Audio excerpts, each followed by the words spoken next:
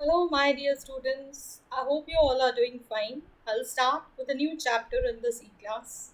It's chapter number 10, and the name of the chapter is Budget. Now, it is but natural that whenever we start with the chapter, we always start with the introduction. So, over here also, I'll start with the introduction of the chapter, which says that India's mixed economic system activities of state assume unique importance. Yes, as it is a mixed economic system in our country, so activities of state are important.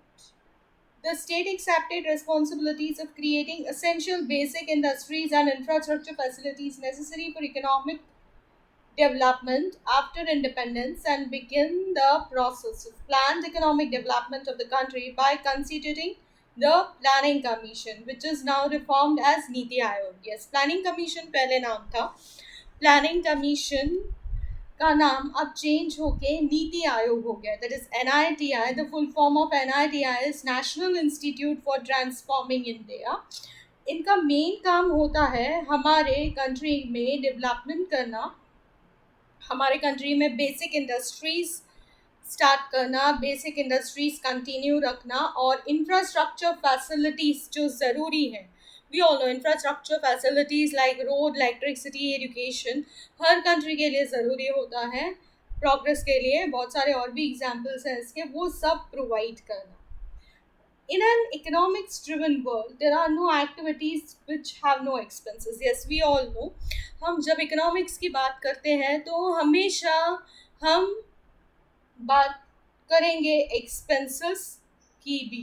कोई भी काम ऐसा नहीं होता है जिसमें खर्चा करना नहीं पड़े.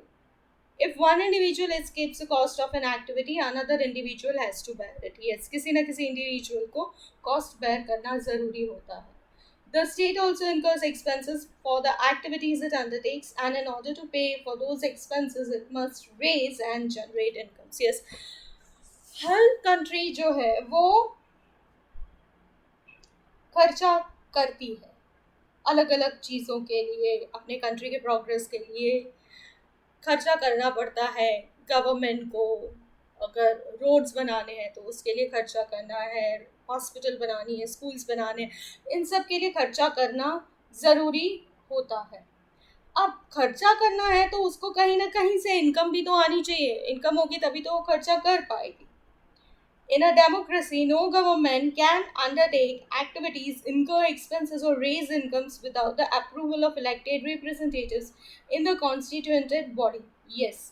कोई भी डेमोक्रेसी में कभी भी गवर्नमेंट कोई भी एक्टिविटी जिसमें पैसा खर्चा करना हो, स्पेशली या इनकम्स कहाँ से आएंगी, कहाँ से रेज करनी, कितनी रेज करनी, उसके लिए ऑब्वियस ही बात है अप्रूवल की यहाँ बहुत ज़्यादा ज़रूरत होती है. Approval is must. Now, in India, Lok Sabha, State Legislative Assembly, municipal bodies, Panchayat are examples. Before the commencement of a new financial year, a government in India presents before the elected body for its approval an estimated statement of expenditure and incomes, and such a statement is called budget. Yes, budget यहाँ पे simple meaning दिया हुआ है, आगे in detail भी है कि नया फाइनेंशियल ईयर चालू होने से पहले गवर्नमेंट जो है वो हमेशा इलेक्टेड बॉडी के सामने अप्रूवल चाहती है. एस्टिमेटेड उसमें एस्टिमेटेड एक्सपेंसेस और इनकम्स होते हैं. And this statement is known as budget. The Constitution of India has assigned the power to three-tier government. यहाँ पे three-tier government होती है. पहली central government, we all know.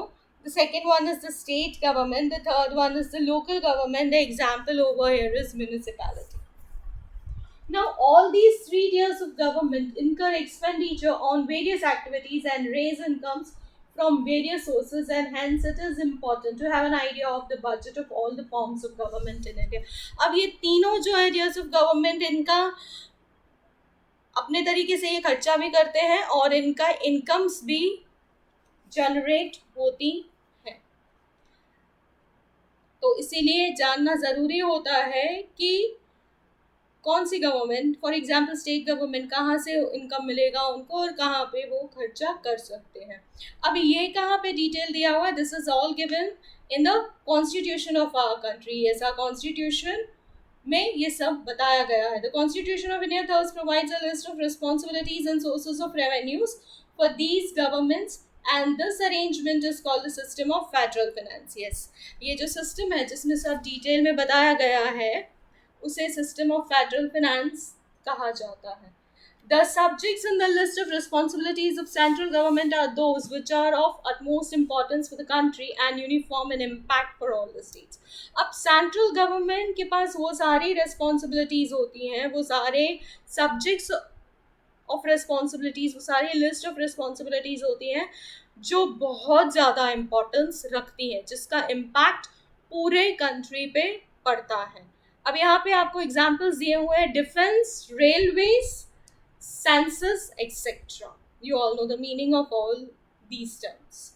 Now, subjects which have regional importance according to physical and social environments of respective states as well as vary for different states are the list of responsibilities of states. अब ये हमने central government की बात की, आगे state government की बताई गई है कि स्टेट गवर्नमेंट की रिस्पॉन्सिबिलिटीज़ के बारे में भी बताया गया है हमारे कॉन्स्टिट्यूशन में। अब यहाँ पे आपको एग्जाम्पल दिया हुआ है, some of these are law and order, public health, sanitization, forest etcetera. The concurrent list mentions the areas of joint responsibility of centre and states. अभी तक जो हमने पढ़ी उसमें एक में सिर्फ सेंट्रल गवर्नमेंट को पूरा देखना था, एक में सिर्फ स्टेट गवर्नमेंट को देखना था, मगर जो कॉन्करेंट लिस्ट होती है ना स्टूडेंट्स, उसमें दोनों को देखना होता है, दोनों का जॉइंट रिस्पॉन्सिबिलिटी होता है। These subjects are important for the country and are uniform in the purpose for all the states but may require variation in different states. यहाँ पे जो भी टॉपिक्स इंक्लूडेड होते हैं, जो भी लिस्ट होती है यहाँ पे, वो कंट्री के लिए इम्पॉर्टेंट होते हैं और सारे स्टेट्स के लिए इम्पॉर्टेंट होते हैं। हाँ, मगर कुछ कुछ स्टेट्स में वो वेरी करते हैं, वो अलग होते हैं। यहाँ पे वेरी का स्पेलिंग WARY और variation is obviously spelling accordingly है इसकी।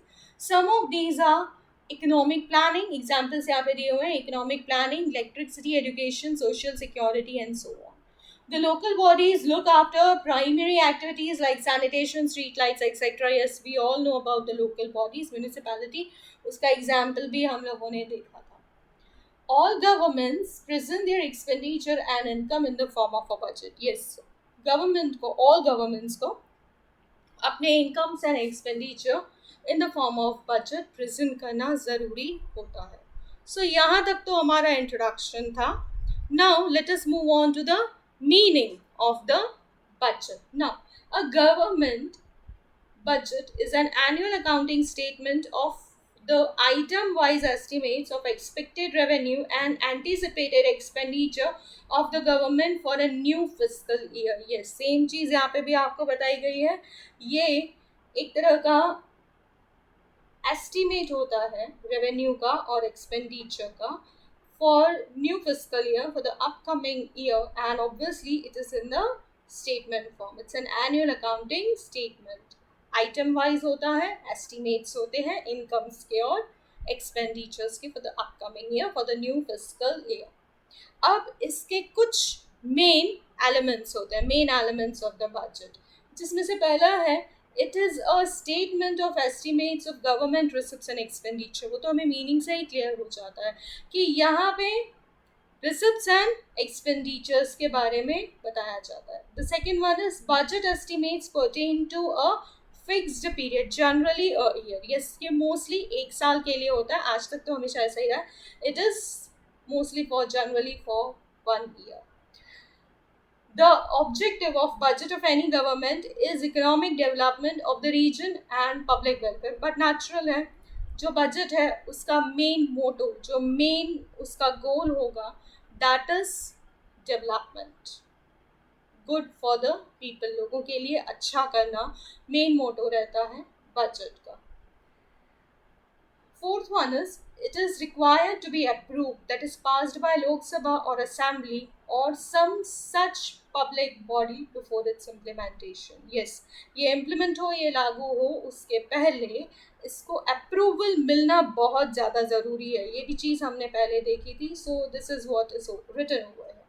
The fifth one is usually a budget is declared by finance minister of a country, state or the head of a governing body. Yes, ये normally usually budget जो है वो declare किया जाता है finance minister of a country का, state और head of the governing body जो है वो उसे डिक्लेयर करते हैं.